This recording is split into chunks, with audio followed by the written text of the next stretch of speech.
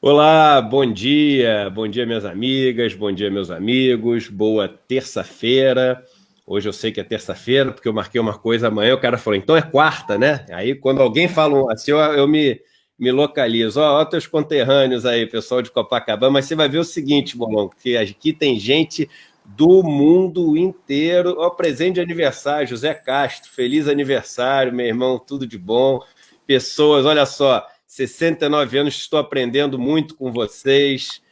Tem sido um encontro que fez uma comunidade. Nós aqui todos os dias, já há mais de um mês, temos reunido pessoas do mundo, literalmente do mundo inteiro, pessoas da Ásia, Europa, das Américas, da África, e pessoas que têm contribuído, dão opiniões, sugerem pessoas para serem chamadas.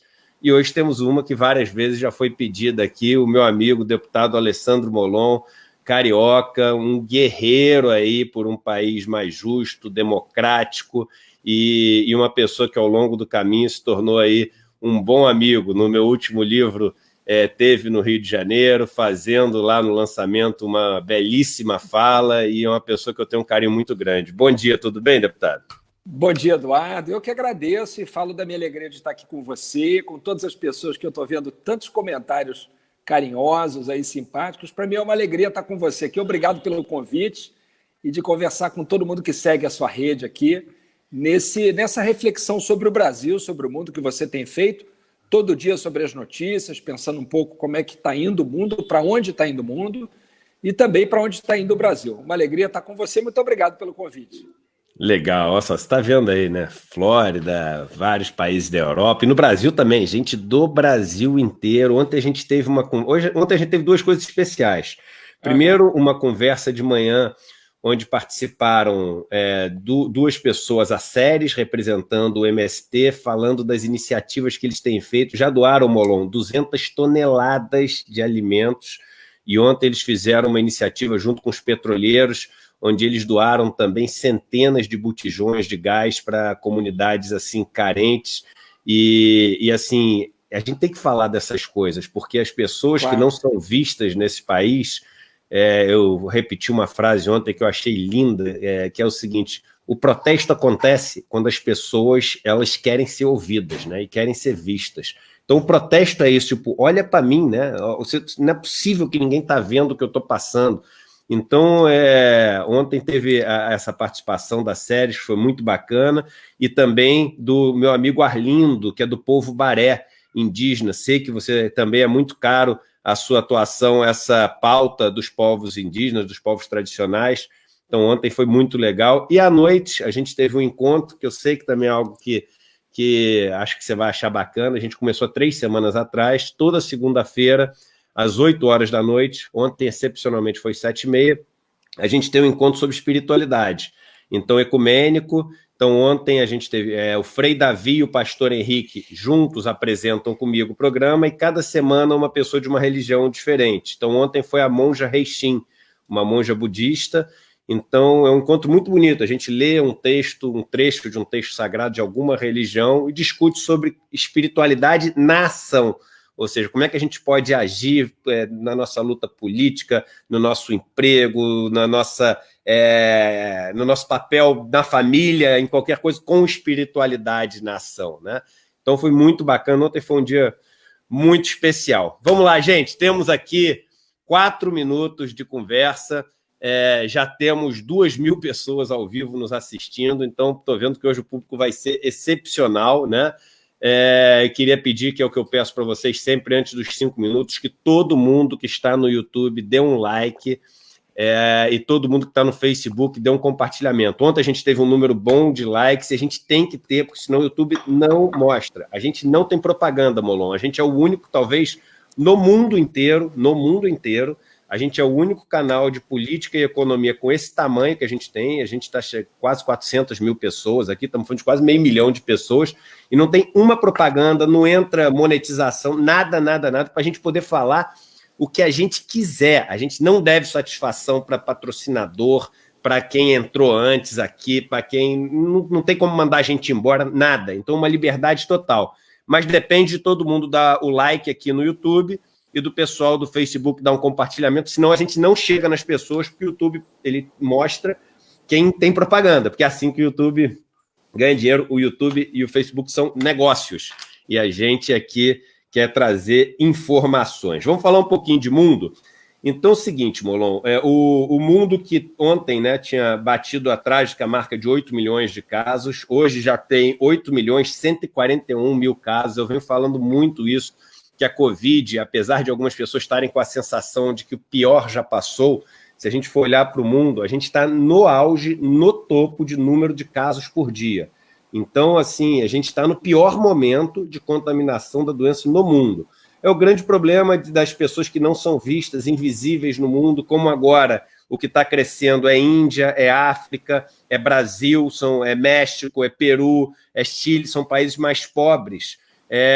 O mundo fica com essa sensação de que o pior já passou. Que nem a gente no Brasil teve um cara falando, as classes ricas já passou, o problema são as favelas. No mundo você tem uma coisa parecida, então é ainda muito preocupante. Você tem que, na Índia, o número de casos segue aumentando muito. Lembrar que a Índia é o segundo país que tem a maior população do mundo, mais de 1 bilhão e 300 milhões de pessoas. Nova Delhi, você tem quase 50, você tem 43 mil casos, quase 42.829 casos, e você está crescendo num ritmo muito grande na Índia, e a Índia que começou já a afrouxar. E os dois países que estão liderando no mundo, são Brasil e Estados Unidos. E aí, é o que eu falei ontem, gente, não existe coincidência. Não tem essa história de coincidência. Se você tem, o Brasil resolve colar no Trump, o Bolsonaro resolve imitar todas as medidas do Trump, o Brasil resolve apostar na cloroquina porque o Trump falou da cloroquina e pegar as doses dos Estados Unidos. O Brasil resolve falar que é uma guerra entre economia e saúde. Tudo igual ao Trump. Aí os Estados Unidos viram o pior país do negócio, o Brasil vira o segundo. Não tem mistério. Não é uma diferença. Com uma diferença, né, Eduardo? Porque ontem a agência norte-americana que trata de remédios, ela afastou a ideia do uso da cloroquina para o tratamento da Covid. O Brasil, no entanto, quer ampliar o seu uso. Quer dizer, pelo menos nisso, em que os americanos parecem estar acertando ao afastar o uso da cloroquina, pelo menos nisso, que deveria ser copiado pelo Brasil, nisso o presidente brasileiro não copia. Talvez porque ele acha que o Brasil seja digno de servir como lugar de descarte dos insumos necessários para produzir esse remédio, que os Estados Unidos não têm onde jogar, vão jogar aqui. Então, é dramático porque a gente consegue copiar piorado, né? Você diz muito bem, é uma tentativa de copiar os Estados Unidos nos seus erros. É um país que tem coisas muito interessantes, coisas fantásticas também, mas também tem muitos erros. Agora tem, certamente, um dos piores, se não o pior presidente da sua história, e o Brasil consegue fazer isso de forma piorada através desse lamentável ser que é o presidente da República nesse momento. O povo brasileiro não merece isso, mas é exatamente por isso que nós estamos passando. E a gente está vendo aqui no Brasil os casos aumentarem, a quantidade de mortos aumentar, e de maneira irresponsável, prefeitos e governadores cederem à pressão e relaxarem o distanciamento social sem nenhum dado para isso, não é? Você que explica muito como funciona o mercado financeiro, que é um estudioso da economia, a gente não tem como fazer política pública sem dado. Você não tem como fazer política pública sem informação. Aqui no Brasil não há informação, não há testagem em massa para que seja tomada qualquer decisão, né? Fizemos um distanciamento mal feito pela sabotagem do presidente da República, porque ele sabotou o tempo inteiro isso, e agora começa a ver o relaxamento, colocando em risco toda a população. É um momento muito, muito difícil e preocupante mesmo. E até tem um ponto, Molon, que uma médica pediatra me alertou há um tempo atrás. Eu tenho recebido colaborações incríveis, sugestões de relatórios para ler, dados técnicos, porque, enfim, não é a minha área. E a gente não é um generalista que sabe tudo de todos os assuntos. A gente, claro, nesse momento, tem que ter a humildade de ouvir e aprender com pessoas que dedicaram a vida para um assunto.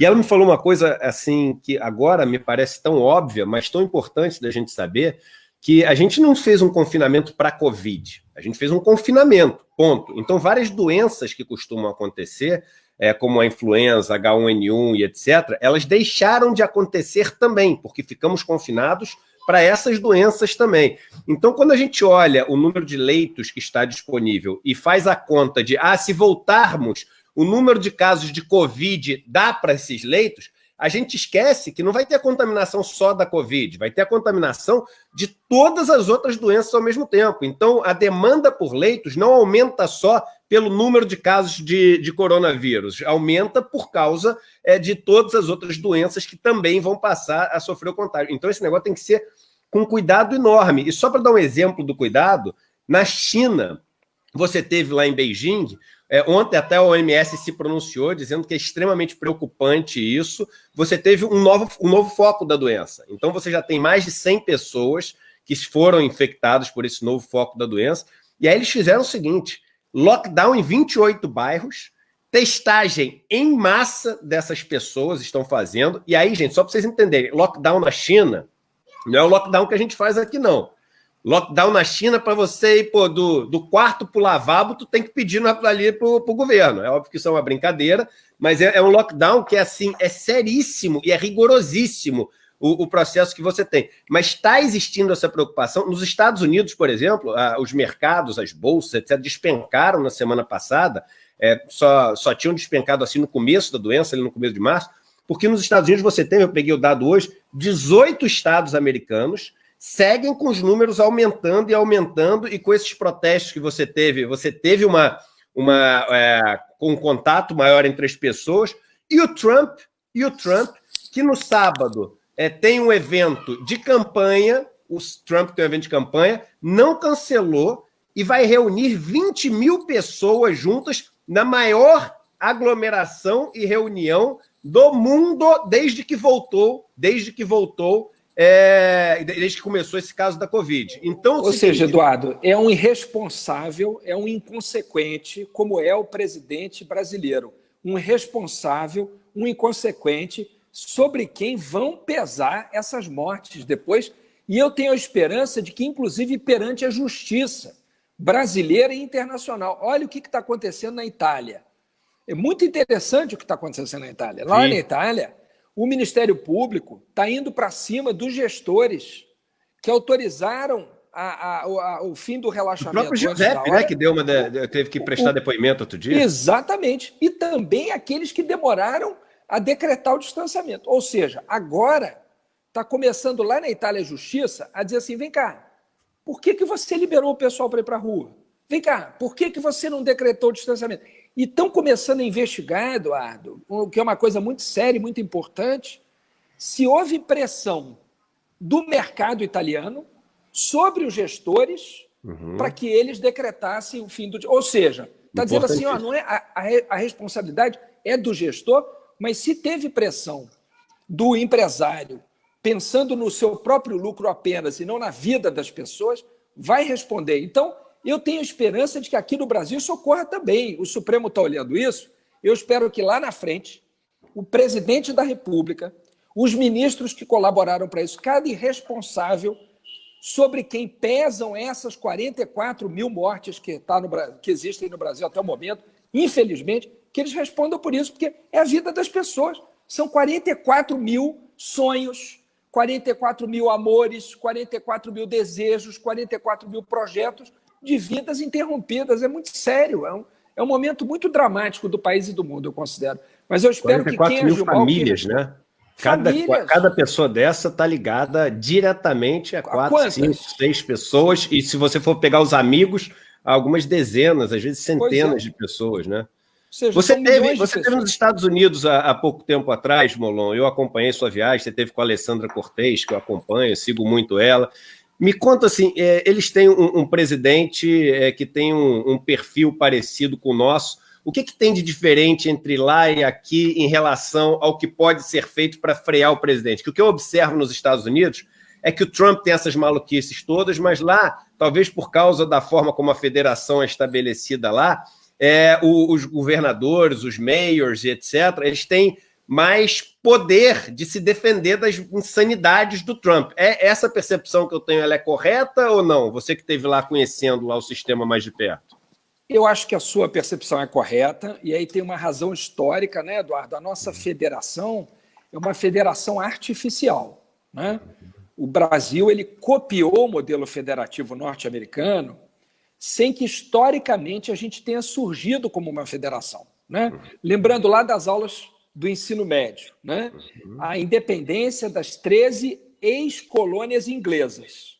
Então, havia 13 colônias inglesas que se tornaram independentes da Inglaterra, que decidiram formar uma confederação e que depois se transformaram numa federação. Ou seja, eram como que 13 países que foram abrindo mão da sua soberania, de pedaços da sua soberania, para se tornar num país só, em que houvesse um poder central, para que eles tivessem força juntos para resistir à reação da Inglaterra, que era a ex-metrópole. Então, eles surgiram, de fato, como Estados Unidos. Estados-nações, países, né, que se uniram para formar um único país. Quase então, que como uma comunidade europeia americana, né? Exatamente, que surgiram e que foram se juntando, depois abrindo mão da sua soberania.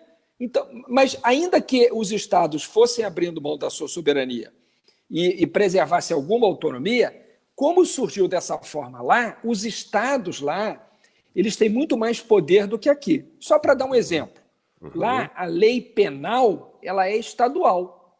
A pena de um crime num estado é diferente da pena do crime em outro, né? Por isso que, às vezes, em filme americano, a gente vê o cara fugindo de um estado para outro, ou tentando fugir, né?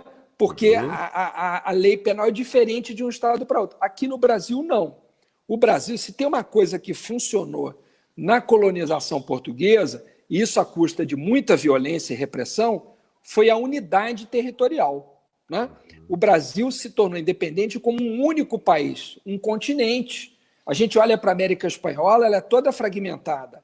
O Brasil, quando se torna a América Portuguesa, quando se torna independente como um único país, né?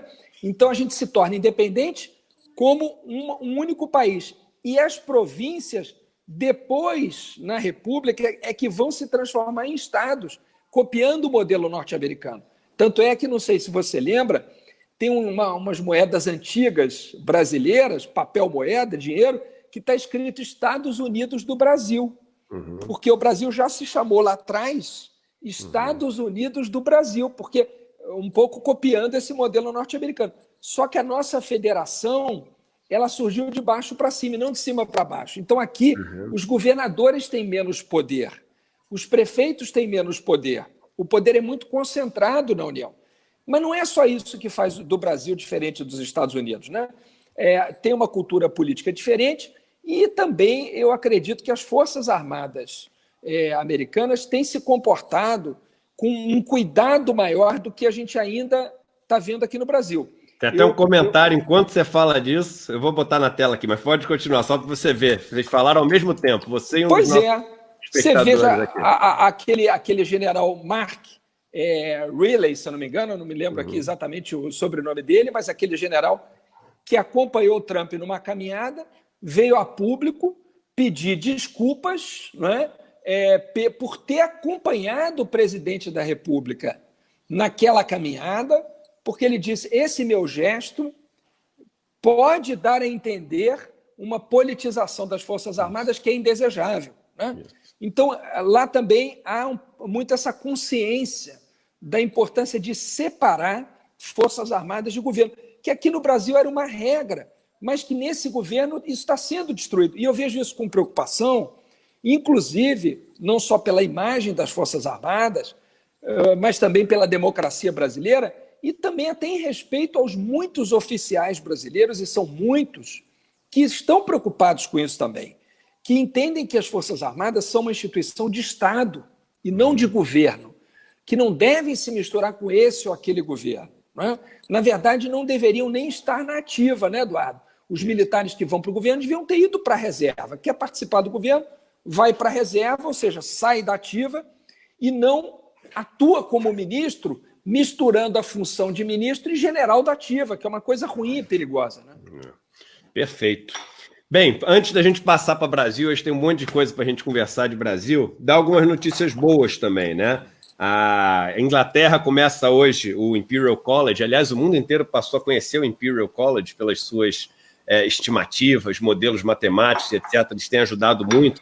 É importante para a gente ver, né, o papel da ciência, o papel de matemáticos, o papel, muitas vezes, de sociólogos, psicólogos que vão pensar como as pessoas interagem. Isso tudo entra numa conta matemática, ou seja, a forma como as pessoas interagem entra em contas matemáticas, porque a gente tem o nosso ministro da Educação, né, falando que não vai gastar dinheiro dele, né, como se o dinheiro fosse dele, para formar psicólogo, antropólogo, etc. Alguém um dia podia sentar com ele e bater um papo para explicar numa boa o que faz um psicólogo, o que faz um antropólogo, o que faz um sociólogo, que eu acho que ele nem sabe o que faz, né? Especialmente um psicólogo, seria muito bom que ele entendesse o que faz. É verdade. Ia fazer muito bem a ele, né, Eduardo? É verdade. Podia aproveitar depois e emendar numa terapia aí 5 vezes por semana para ver se dá um jeito. Ia fazer muito bem a ele e ao Brasil. Né? É verdade. Mas outra coisa que eu achei interessantíssimo, a China inaugurando essa semana uma nova empresa aérea. Olha que loucura, as empresas aéreas quebrando no mundo inteiro e a China inaugurando e vai se chamar Sanya International Airlines e é o nome de um destino turístico lá. E eu venho falando muito isso desde o começo da crise, que crise é ruim para todo mundo. Mas quando a crise acaba, os espaços estão esgarçados. E quem consegue se posicionar na saída da crise numa posição, enfim, à frente dos outros, pega um terreno com muito menos obstáculos, com muito menos atrito ali. E é por isso que você tem a formação das grandes potências, dos grandes impérios, em momentos pós-crise. Os Estados Unidos virou essa grande potência depois da Segunda Guerra Mundial. Se você for pegar grandes impérios americanos, foram criados depois da Guerra Civil Americana. Então, nos momentos pós-crise, você estar bem posicionado economicamente faz toda a diferença. Do mesmo modo, você está mal posicionado, é destruidor. E o Brasil, nesse caso, a gente está fazendo tudo errado para sair dessa crise. A gente vai sair na última posição, onde todos os acordos vão estar firmados, todos os países vão ter, enfim, entrado em acordos econômicos, comerciais, etc. As empresas vão estar voltando a funcionar, e aí sair em último lugar de uma crise dessas dimensões pode ser catastrófico para o Brasil, né? O Eduardo, olha só. Então, pegando o que você está falando, né? O que a gente devia estar fazendo agora? O que o Brasil deveria estar fazendo agora? Primeiro, cuidando do nosso povo para garantir assistência médica a todas as pessoas. A renda básica para que ninguém fosse obrigado a ir para a rua se arriscar a morrer para conseguir um pedaço de pão. E linhas de crédito para as empresas não quebrarem e, portanto, não fecharem os postos de trabalho. Essa é a síntese das propostas que nós, do PSB, levamos ao ministro Paulo Guedes assim que a crise se instalou. Ele foi lá na Câmara, fez uma fala sobre a pandemia. Eu fiquei tão impressionado com aquilo, tão assustado, porque eu não vi ele anunciar nenhuma medida emergencial. Eu disse, bom, a gente tem que propor medidas emergenciais. Levamos 25 propostas para ele. Ele aproveitou 14, 11 ainda não aproveitou. 10 parcialmente, 10 integralmente e 4 parcialmente. Ao mesmo tempo que a gente devia estar protegendo as pessoas nesse momento, o que o Brasil devia estar fazendo? A gente devia estar pensando pós-pandemia, projetando como é que o Brasil vai sair disso. Como você disse bem, durante a Segunda Guerra, os Estados Unidos prepararam o quê? O Plano Marshall. Mas isso foi pensado durante a Segunda Guerra, não foi pensado após a Segunda Guerra. Não é isso? O New Deal ele foi pensado ainda sob os efeitos da quebra da Bolsa. Não se esperou o mundo recuperar para pensar o New Deal. Né? Ele foi projetado durante a crise para tirar da crise. O que o Brasil não está fazendo pensando pós-pandemia? A gente só vê o presidente dizendo tem que ir para a rua trabalhar, tem que ir para... Ou seja, não há nenhum planejamento, nenhuma reflexão. A gente devia estar discutindo estrategicamente como é que vai ser o mundo depois da pandemia. Qual vai ser o novo normal? Não é? Porque vai ter um novo normal. Né? Lá no metrô de Hong Kong foi pichada uma frase que me chamou muita atenção. Dizia assim, não podemos voltar ao normal porque o normal era o problema. Isso é genial. Quer dizer, Genial. é isso. Não é voltar para o que era antes. É pensar como é que vai ser o depois. É o que o Brasil não está fazendo. E eu acho que a gente devia estar fazendo, porque sim, a gente podia sair disso na frente dos outros países para reposicionar o Brasil, né? E é o que o Brasil não está fazendo. Isso aqui é uma lástima, a falta que um governo faz. E mais do que isso, né, Eduardo? A falta que um planejamento faz, né? Um governo que planeja, né? O governo não planeja, né?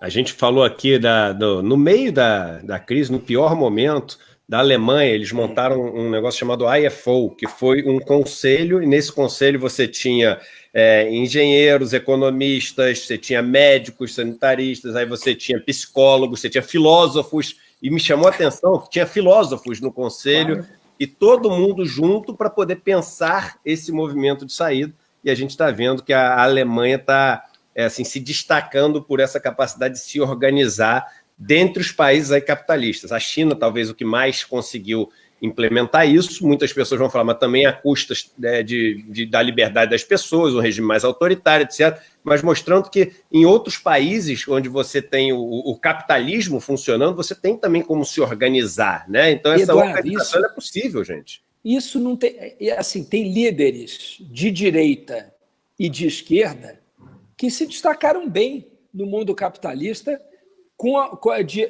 por sua capacidade de enfrentar a pandemia. Então, isso não é uma questão ideológica. E mesmo no mundo capitalista, como você está dizendo bem, em que há o livre mercado, a livre iniciativa, a democracia, é possível enfrentar isso de uma maneira saudável. Olha que super exemplo que deu essa política de centro-esquerda, que é a primeira-ministra da Nova Zelândia. Da Nova Zelândia. Olha que espetáculo. 22 pessoas morreram lá, Eduardo. 22 da Covid. Pô, 22 para 5 milhões, 5 vezes 40 dá 200, ou vezes 44 dá 200. Então, se fosse proporcionalmente o mesmo número de mortes no Brasil, significaria mais ou menos 900 mortes, em vez de 44 mil. Olha a diferença. E a Nova Zelândia hoje a Nova Zelândia preocupadíssima, porque apareceram 2 novos casos, depois de semanas sem aparecer nenhum, e eles já identificaram 2 pessoas que vieram da Inglaterra, voando da Inglaterra, e já estão tomando todas as providências para o negócio não se espalhar. E só lembrando para as pessoas que a Nova Zelândia, de uns anos para cá, ela mudou a sua meta como uma meta de crescimento de PIB para uma meta de qualidade de vida das pessoas que moram lá. Então, um dos primeiros países do mundo. Porque eu sempre falo para as pessoas que essa história de quanto cresceu o PIB, isso é uma média. Isso não quer, cresceu o PIB, está tranquilo. Pô, calma aí, cresceu como? Em qual atividade? Foi parar em quem? Essa riqueza que foi gerada está circulando, está distribuída? Então, assim, as médias são o que está fazendo com o meio ambiente? Qual é o ar que as pessoas estão respirando, né? Qual é a água que está sendo bebida, não é isso? Quer dizer, eu dou até esse exemplo do meio ambiente, porque eu dou o do agronegócio. Eu falo assim, se você crescer só no agronegócio, com os grandes latifúndios, qual o problema? Você vai pegar, entra o dinheiro que para o Brasil, para os caras que exportaram, e nem impostos eles tiveram que pagar, por causa da Lei Candir, eles são isentos desses impostos, empregam pouquíssimas pessoas, porque os grandes latifúndios empregam muito pouca gente, a agricultura familiar que mais emprega no Brasil. Boa parte desse dinheiro, que é mais de 50%, vai para comprar insumos, maquinários, etc., que são de empresas de fora do país. Esse dinheiro sai do país, não paga imposto na saída também, porque é isento de imposto, fica na mão de poucas famílias, essas poucas famílias vão aplicar esse dinheiro, porque já tem muito dinheiro, então não vão nem gastar, não vai voltar para a economia, e esse dinheiro vai ser usado para comprar outras terras de pequenos agricultores, desmatar o meio ambiente. Então, assim, mas o PIB cresceu. Então, eu estou tranquilo, entendeu? Vamos embora aqui, ó. PIB para cima, o agronegócio salvou o nosso PIB. Então, assim, eu não estou querendo demonizar o agronegócio, não. Eu só estou querendo mostrar que a gente tem que olhar de uma forma qualitativa as coisas. Não pode ser, assim, ver ali a manchete, é bom porque aumentou o PIB, é ruim porque caiu o PIB. Não é assim que as coisas funcionam, né? Ou seja, não é apenas a quantidade de crescimento, é a qualidade do crescimento, não é isso, Eduardo? Assim, que a gente tem que avaliar, né? E o efeito desse crescimento sobre o país e a vida das pessoas, né? Uma das suas preocupações é essa questão da desigualdade, né? A meu ver, esse é o maior problema do Brasil. Essa desigualdade se manifesta de várias formas, como desigualdade socioeconômica, né, entre pobres e ricos, como desigualdade racial, porque o Brasil é um país racista, infelizmente, como desigualdade de gênero entre homens e mulheres, como desigualdade regional, né? Nordeste e Sul-Sudeste, como desigualdade ambiental, porque as pessoas experimentam o ambiente de formas diferentes também. O ar que os mais ricos respiram é diferente do ar que as pessoas mais sofridas respiram. Então, o Brasil é profundamente desigual. Este crescimento do PIB por si só não quer dizer nada se não houver redução da desigualdade, ou seja, se a gente não enfrentar o principal problema que a gente tem. E esse momento seria um momento oportuno para isso também, né, Eduardo? Já que o credo liberal de que Estado mínimo é Estado ótimo está superado momentaneamente, pelo menos durante a pandemia, era hora de estar enfrentando esse tema, né? Infelizmente, o governo não consegue entender isso, não consegue enxergar isso, né? Ou não quer, né? E deixa eu te passar uma informação nova. Antes, deixa eu só falar, acabamos de bater 30 minutos de live, que é a metade da nossa live. Estamos com 5.658 pessoas ao vivo. Espetacular. Que beleza. Queria pedir aqui, eu sempre peço na metade, galera do Facebook, que tem quase 1.500 pessoas no Facebook. Pô, compartilhamento. É um compartilhamento chamando para o papo. Agora a gente vai vir para o Brasil. Tem um monte de coisa para falar de Brasil, importantíssimo. Até o título hoje da live fala sobre isso, né?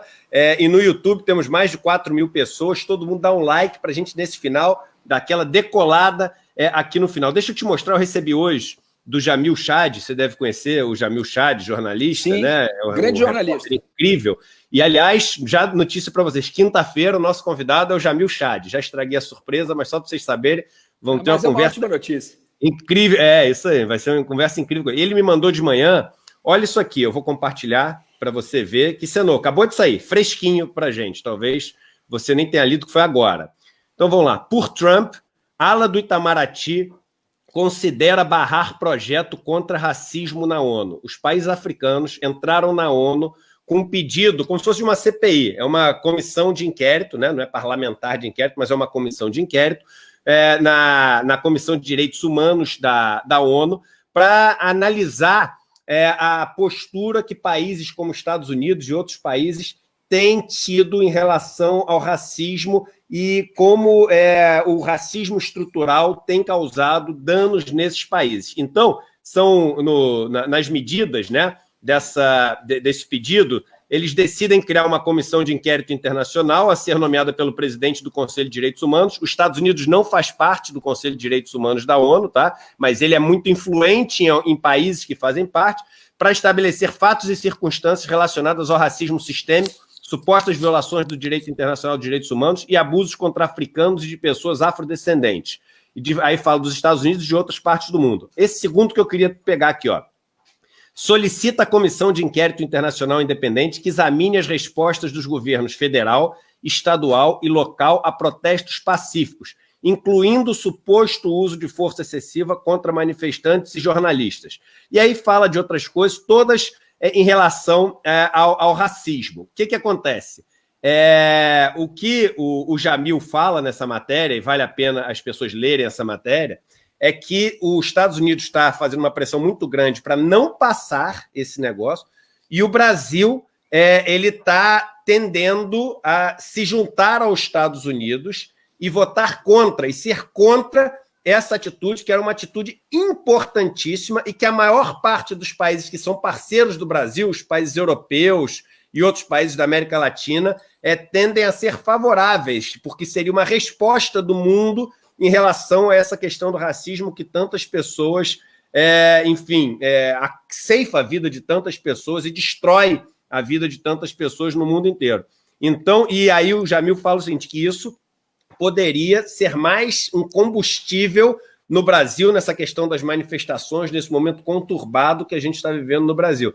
Então, um ponto importante, né, Molon, para a gente ficar de olho amanhã essa votação, e hoje, nos bastidores, vão estar sendo feitas essas articulações, os Estados Unidos tentando levar o Brasil para votar contra, segundo a matéria, e a comunidade internacional querendo passar isso aí para dar uma resposta ao mundo em relação a essa questão do racismo. Eduardo, o que está acontecendo com a política externa brasileira é um desastre sem precedentes na história do Brasil. Depois de décadas de funcionamento de um Itamaraty que enchia, e tem tudo para encher os brasileiros de orgulho, O que o governo Bolsonaro está fazendo no exterior com o Brasil é de uma crueldade sem tamanho. Ele está envergonhando, humilhando o Brasil no cenário internacional de uma forma como a gente nunca experimentou. O Brasil era uma referência de política internacional no mundo. Os diplomatas brasileiros, a posição de equilíbrio, de equidistância do Brasil, de contribuição do Brasil para fóruns participativos, né, para um mundo multipolar, sabe? Sempre foi uma marca da política externa brasileira e o Brasil sempre foi referência de política externa. Sempre foi, independente dos governos. Porque é claro que, dependendo do governo, o governo sendo um pouco mais à direita, um pouco mais à esquerda, há um certo balanço da política externa, mas havia uma linha mestra que vinha marcando a presença do Brasil no cenário internacional por décadas. Hoje em dia, o Brasil é um pária internacional. O Brasil não é mais ouvido, não é mais levado a sério.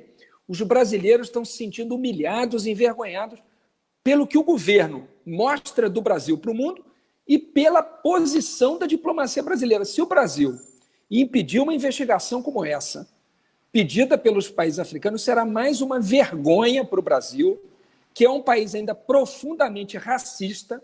Infelizmente, nós somos muito racistas, existe um racismo estrutural, institucional no Brasil, que é muito difícil de desmontar, e tenta-se responder a isso com a falácia da democracia racial, como se aqui no Brasil houvesse uma democracia racial, não houvesse racismo. Mentira, há, e eu espero que os diplomatas brasileiros não sejam obrigados a praticar esse ato vergonhoso de se colocar contra isso. Seria muito ruim e seria mais uma marca negativa na gestão da política externa brasileira.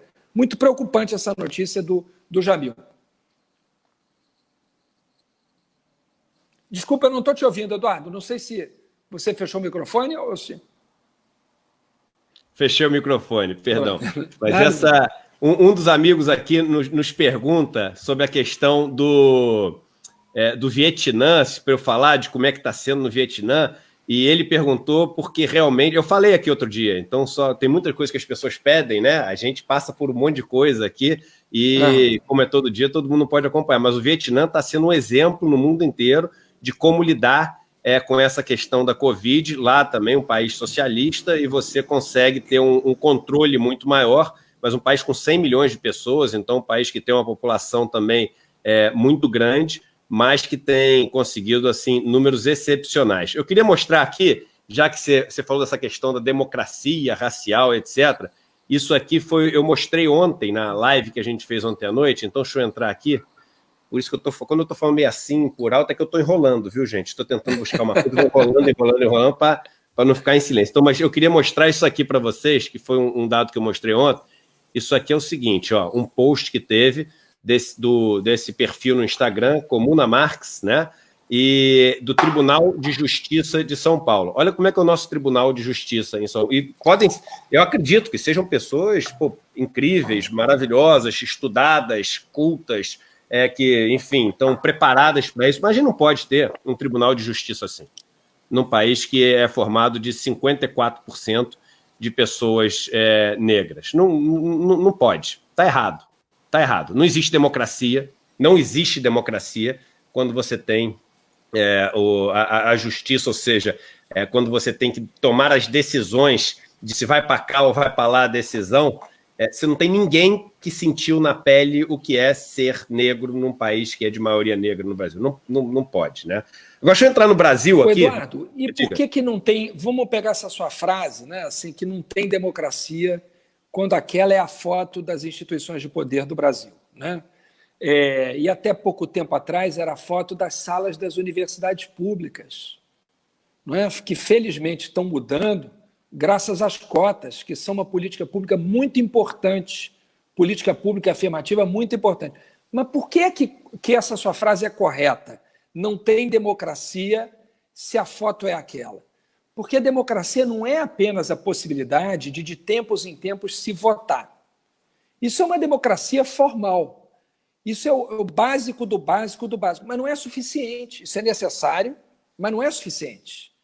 Para que a gente tenha uma democracia de fato, é preciso que todas as pessoas possam participar igualmente do debate público, da formação da opinião da sociedade, que leva à produção de leis pelo parlamento. Então, se uma grande parte da sociedade não consegue participar desse debate, porque faltam meios de acesso a esse debate, porque falta oportunidade de participar desse debate com argumentos que muitas vezes vai se adquirir no acesso à universidade ou no acesso aos meios de comunicação. Até pouco tempo atrás, nas televisões, era raríssimo ver uma apresentadora, um apresentador negro também, nas propagandas, nos filmes e assim por diante. Então, se você não permite que uma grande parte da população tenha acesso aos mesmos meios para informar a opinião pública, para participar decisivamente da formação da opinião pública, a democracia é uma falácia. Ela fica pela metade, ela fica no meio do caminho. Então, para que de fato a gente possa democratizar o Brasil, é fundamental ter um mínimo de igualdade. Isso. Sem um mínimo de igualdade, não adianta ter liberdade. Todo mundo é livre para ser médico no Brasil, não é? Mas mais ou menos. Por que liberdade é essa? É o que eu digo, né? Qual a liberdade que existe dentro de uma favela metropolitana? Nenhuma. Ninguém escolhe qual profissão vai ter, ninguém escolhe, não pode escolher que horas chega, porque tem toque de recolher, toque de entrada, quem vai comprar o gás, de quem vai comprar a net. Você não tem liberdade nenhuma, né? E aqui só um ponto, que é uma coisa que eu sempre repito, e eu faço questão de repetir, às vezes as pessoas falam, não é negro, é pobre, tem que olhar todo mundo. Tem que olhar a questão racial, sim. E isso eu também aprendi, claro, eu aprendi isso. E aprendi humildemente com o Frei Davi, com várias outras lideranças negras. Gente, eu vou dar só um dado para a gente não entrar a fundo e a gente entrar nas notícias de Brasil. No Brasil, dados do PNAD de janeiro de 2020 mostram que ocupando exatamente os mesmos cargos, fazendo as mesmas coisas, do mesmo gênero, tudo no Brasil, se a diferença da cor da pele é de branco para negro, a diferença de remuneração é de 31%. Olha então, só. Não dá para a gente não olhar para essa questão. Se você... 31% é um terço a mais um trabalho que o outro. Então, é como se tivesse um terço de escravidão ali naquele trabalho. Um terço o cara está trabalhando não está sendo pago porque ele é negro. Isso é escravidão. Eduardo, e se a gente cruzar com essa desigualdade, a desigualdade de gênero, né? Então, se for um homem branco versus uma mulher negra... É isso mesmo. Né? Já muito. Que no Brasil... 68%. Homens... 68% a diferença. Então, já que os homens também ganham mais que as mulheres, o que também é injusto, né? Você aumenta muito, você deu até o número aí, do tamanho dessa desigualdade. É um país vergonhosamente desigual, o Brasil. A gente precisa mudar muita coisa. Molon, vamos falar aqui já para mais de 6 mil pessoas já que estão nos assistindo aqui. Vamos falar sobre... coisa boa. Muito obrigado a todos aí que nos assistem, né? E todo mundo muito contente aí com o encontro.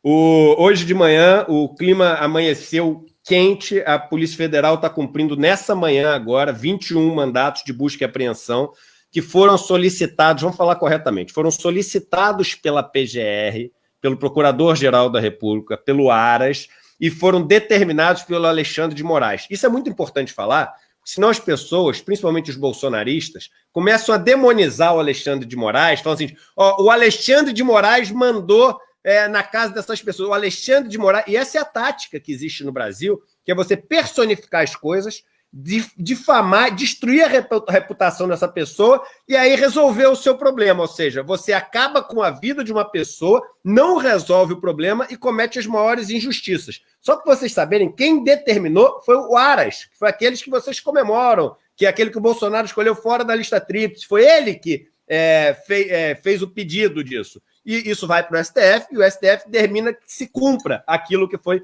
pedido pelo PGR. Então, hoje, 21 mandatos de busca e apreensão em relação ao inquérito que está investigando a origem dos recursos e do financiamento dessa atividade antidemocrática. E atividade, Molon, que me causava assim, estranheza e perplexidade, o Mourão, o próprio presidente falou assim, se essas manifestações começarem a ficar muito agressivas, eles vão esticar a corda, e eu falava assim, vem cá, eles não estão vendo, pede para olhar na janela, tem há semanas 300 pessoas, diz que 300 é menos, vai ter um monte de gente lá armada, falando que vai dar soco na cara, que vai perseguir a empregada doméstica e não sei o quê, e não faz nada. Como é que eles podem estar com medo da manifestação que vai acontecer e não se pronunciarem? Porque até agora, Mourão, que falou tanto desse... ele não se pronunciou em relação a essas pessoas que estavam em Brasília. Eu não vi, pelo menos. Ele tinha que repreender veementemente. Se é se é um vice-presidente que está preocupado com esta questão da agressão,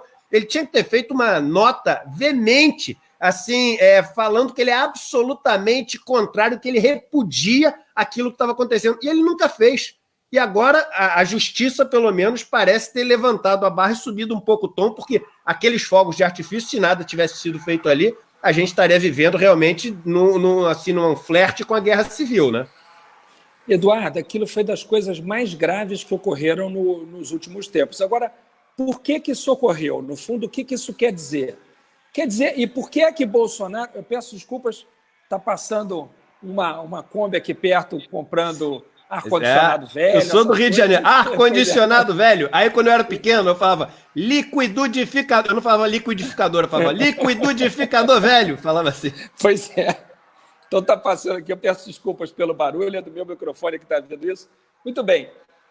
Por que Bolsonaro e Mourão não repreenderam aquilo que foi feito contra o Supremo? Porque, no fundo, aquilo ali representa o que Bolsonaro vinha estimulando o tempo todo. Aquilo ali é a materialização, aquilo ali é uma demonstração plástica do que Bolsonaro vem defendendo, ataques ao Supremo. Bolsonaro vem fazendo ataques verbais, os manifestantes, que eu considero verdadeiros criminosos contra a Lei de Segurança Nacional, fizeram um ataque simbólico, materializado, concretizado por fogos de artifício, que simulavam o quê, Eduardo? O que aquilo ali quer dizer? Bombas. É como quem diz, hoje são fogos, amanhã são bombas, são tiros que serão dados no Supremo. Não, o cara que filmava falava, olha a trajetória dos fogos, hein? Exato, olha a trajetória. Exato. Então, felizmente, o Supremo está reagindo, felizmente, as instituições começam a reagir. No meu entendimento, o Congresso está sendo muito tímido, está passando a mão na cabeça, já devia ter sido muito mais duro, e se não há votos para aprovar o impeachment, o que seria o correto fazer agora, pelo menos outras medidas já poderiam ter sido tomadas. Por exemplo, revogar os decretos de Bolsonaro que facilitam o acesso às armas. Então, o Congresso já poderia ter podado as asas de Bolsonaro muito antes. E, no entanto, não fez. Então, assim, é muito grave que o Congresso esteja sendo tímido, mas, pelo menos, o Supremo está reagindo. É muito importante a gente apoiar o Supremo. Eduardo, por que o Supremo está sendo atacado agora mais pelo Bolsonaro do que o Congresso? Porque o Congresso saiu do foco dele. Por que saiu do foco? Porque agora ele tem os partidos do Centrão. Exato. É verdade. Isso mesmo. Ele acha que o problema dele não virá do Congresso por causa do Centrão, virá do TSE. E eu espero que venha. Porque nesses inquéritos que há de fake news e de atos antidemocráticos, certamente estão sendo apreendidas provas que podem mostrar que a eleição de 2018 foi, de alguma maneira, negativamente influenciada por uma rede de mentiras que foi financiada com dinheiro de Caixa 2. Então, é por isso que ele ataca o judiciário. É porque é o judiciário que ele teme nesse momento. Como ele está montando uma base de partidos no Congresso em troca de cargos, algo que ele sempre condenou, ele pensa, o risco que ocorra agora é no judiciário, então fogo no judiciário. Felizmente, o judiciário está reagindo. Que bom, está sendo feita busca e apreensão em casa de um deputado, aí ele mesmo anunciou nessa manhã. Anunciou de manhã, no Rio de Janeiro, isso aí. Isso, tem que fazer a busca e apreensão mesmo para ver o que é que tem lá de provas de atos antidemocráticos. Esse deputado... Só esperamos que a deputada que tem o poder de ver operações antes delas acontecerem não saiba disso e tenha avisado a todas as pessoas para esconderem suas provas, queimarem seus discos rígidos, etc. Porque aquilo foi um absurdo também, um dia antes a deputada falar o que ia acontecer, né? Então, aliás, Eduardo, nós do PSB pedimos ao Ministério Público Federal do Rio que investigasse o vazamento dessa operação, né? Eu espero que a investigação do MPF do Rio, né, porque tem o Ministério Público Federal nos estados, como o vazamento foi de uma operação que dizia respeito ao Ministério Público Federal do Rio, a gente pediu que isso fosse investigado para saber quem que disse para ela ou qual foi o sétimo sentido dela que a inspirou em dizer na véspera que a operação correria. É isso aí. E outra coisa que tá quente em Brasília é a situação do eu fico assim gaguejando na hora de chamar de ministro, porque eu não gosto, mas do Weintraub, né? Que realmente parece que ele está ali por um fio. E só para as pessoas entenderem é o seguinte, que o discurso que estão falando assim, não, ele vai ser demitido porque, na verdade, o Bolsonaro quer ficar bem com o STF, ou porque aí ele não vai ser preso, porque senão vai ser crime comum. Deixa eu só falar, pode ser tudo isso, tá? Mas deixa eu só contar uma coisa. Os dois principais orçamentos da União são Ministério da Saúde e Ministério da Educação. Ministério da Saúde, 130 bi. Ministério da Educação, quase 120 bi. Vocês acham que é à toa que os dois estão vagos? Vagos, eu digo, se o Weintraub sair, no momento que você tem que negociar com o Centrão? Você acha que é coincidência? Não, eu comecei falando que coincidências não existem. Na saúde, você tem ali um interino para, a qualquer momento, poder botar alguém ali na história. Né? E na educação você também já está ali acenando, falando assim, ó, podemos trazer mais um para cá. Não é à toa, gente. Porque com essa turma você tem que negociar. Não adianta você dar o Ministério da Pesca, que você não vai conseguir trazer o Centrão para junto, entendeu? Não adianta você dar o Ministério dos Esportes. Eu nem sei se tem ainda Ministério dos Esportes, porque esse governo cria, descria, põe de novo ministério. Mas não adianta dar um ministério pequeno. Você tem que negociar com o Centrão com coisa grande. Então, não é coincidência ter exatamente esses dois cargos meio que vagos ali para, no momento oportuno, serem, enfim, oferecidos ali. E aí eu só queria, agora, no final, passar o seguinte. Ontem saiu os dados do comércio, né, para o mês de abril, e o comércio caiu 16,8%, né? A atividade, que foi o pior mês da série histórica. E aí eu queria trazer alguns dados interessantes, porque é o seguinte, eles dividem em subsetores. Então, você pegar os setores de tecidos, vestuários, calçados, roupa, você tem 60% de queda. Então, livros, jornais e revistas, 43% de queda. Equipamentos de material de escritório, papel, clips, essas coisas todas que você precisa usar, 29,5%. Hipermercado, bebidas e alimentos, mais 4,7%. Qual é óbvio? Assim, nossa atividade econômica caiu, isso é péssimo, um monte de gente perdeu o emprego, está em casa sem ter, enfim, perspectiva para o futuro. Então, tudo isso. Agora, eu queria falar só sobre um outro ponto. Olha como, e meu último livro é sobre isso, Economia do Desejo. Olha como a gente tem uma chance de repensar o que é supérfluo e o que é necessidade. Olha só, as pessoas estão usando há 4 semanas 3 mudas de roupa. As pessoas estão deixando de usar papel para ler as coisas e estão começando a ler as coisas no seu celular, no seu tablet, nos seus equipamentos ali eletrônicos. E olha, está falando aqui um cara que é apaixonado por livros. Se eu virar aqui, vocês vão ver mais de 30 livros que chegaram nessa quarentena, de amigos meus que me mandaram para eu ler, que sabem que eu gosto. Mas as pessoas estão vendo isso. Equipamento de escritório, as pessoas estão aprendendo que você pode estar no home office, e isso ajuda a mobilidade urbana, etc. Você gasta menos combustível, E aí, o que é necessário? Isso é comer e beber. E o que a gente faz no mundo, nesse nosso mundo fora da pandemia? A gente está estimulando as pessoas a comprarem cada vez mais roupas, cada vez roupas mais caras, enquanto pessoas não têm o que vestir. A gente está incentivando as pessoas a cada vez usarem mais papel, a ter mais luxo, etc., enquanto pessoas não têm o que comer, não têm o que beber.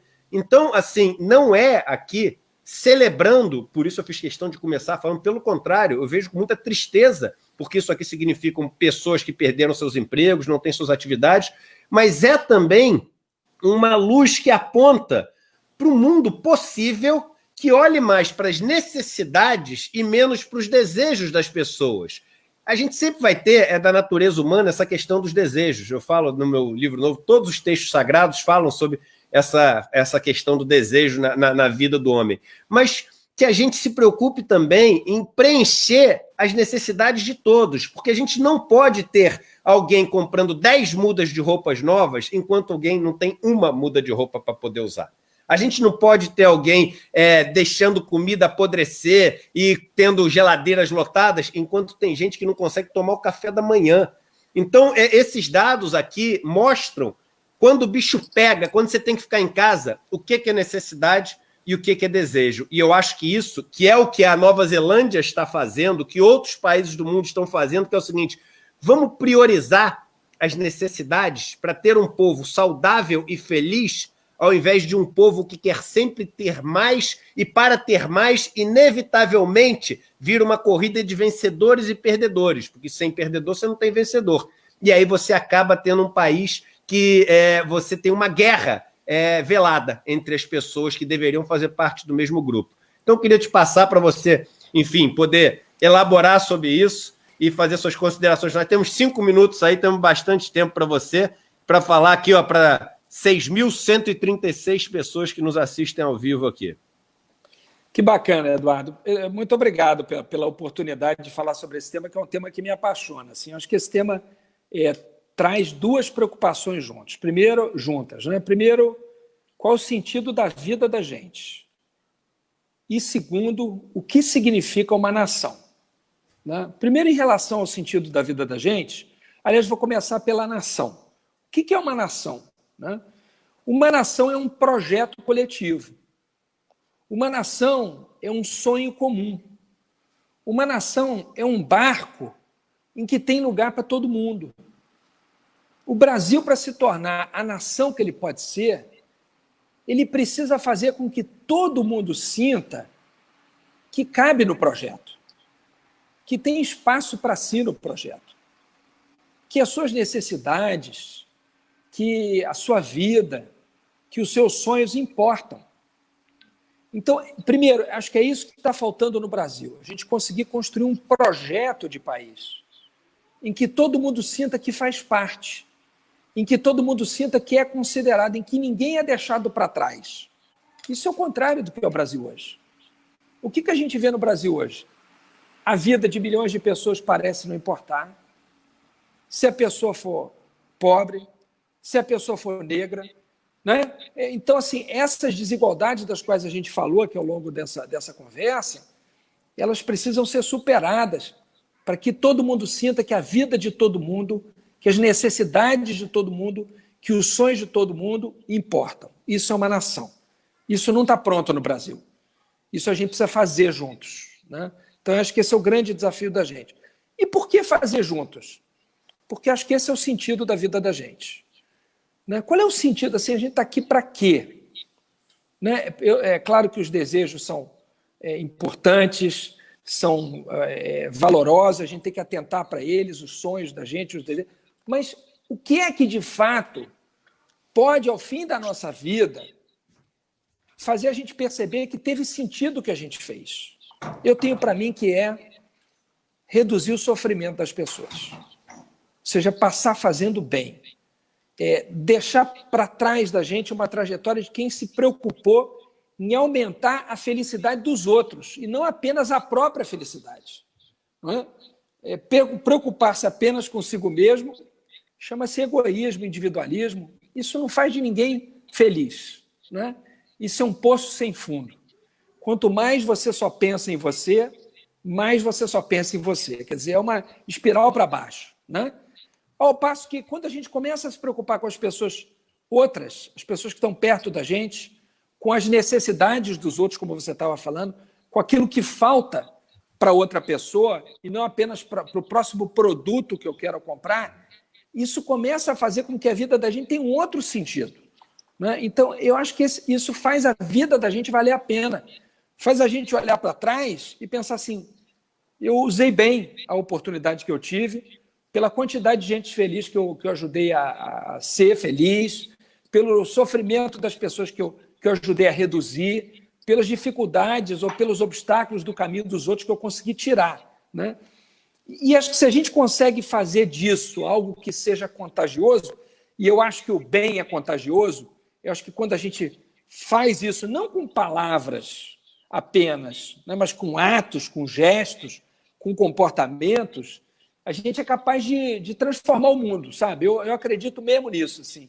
E faço o trabalho que eu faço imbuído desse espírito, né? Você falava da espiritualidade, e acho que, no fundo, é isso a espiritualidade. A gente está ligado nesses valores, né? A palavra religião vem daí, de religar a gente nesses valores que dão uma dimensão maior à vida da gente do que apenas a gente mesmo, né? Do que apenas as minhas necessidades, o meu egoísmo, o meu individualismo, o meu mundinho. Se abrir para o mundo, se abrir para para os nossos semelhantes, para os nossos irmãos, para os nossos concidadãos, né, para a pessoa que está perto da gente, que muitas vezes não é percebida. Eu acho que esse é um sonho que vale a pena ser sonhado e ser transformado em realidade. Vale a pena a gente fazer isso juntos. Queria te agradecer muito pelo convite para estar aqui com você, para estar aqui com todo mundo que te segue, agradecer a todo mundo que nos acompanhou nessa conversa. Muito obrigado, foi uma grande alegria para mim, Eduardo. Eu que te agradeço, tenho uma alegria muito grande aí de ser seu amigo e acompanho muito de perto a sua luta, viu? Tenho muito orgulho dessa luta e aqui Muito minha obrigado, gratidão Eduardo. É como recíproco. brasileiro pela sua luta, tá bom? Vamos Muito que vamos, obrigado, meu irmão. viu? Acreditando e atravessando junto aí, fazendo a travessia dessa crise para chegar do outro lado.